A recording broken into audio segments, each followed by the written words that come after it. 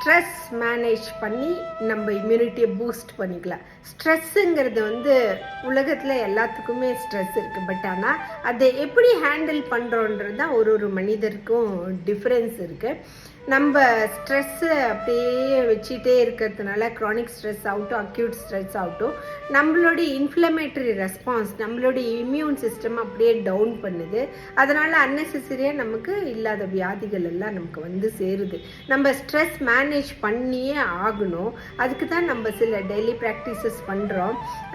Stress manage பண்ணுறதுக்கு mindful meditation பண்ணுறோம், அப்புறம் யோகா பண்ணுறோம், சில ஃபர்கிவ்னஸ் தெரப்பி பண்ணுறோம், கிராட்டிடியூட் தெரப்பி பண்ணுறோம். டெய்லி டைரி எழுதுங்க. தேங்க்யூ வெரி மச் காட், எனக்கு இந்த பாசிட்டிவிட்டி கொடுத்ததுக்கு. நம்ம எப்போவுமே நெகட்டிவாகவே நம்ம திங்க் பண்ணி அழுகுறோம்.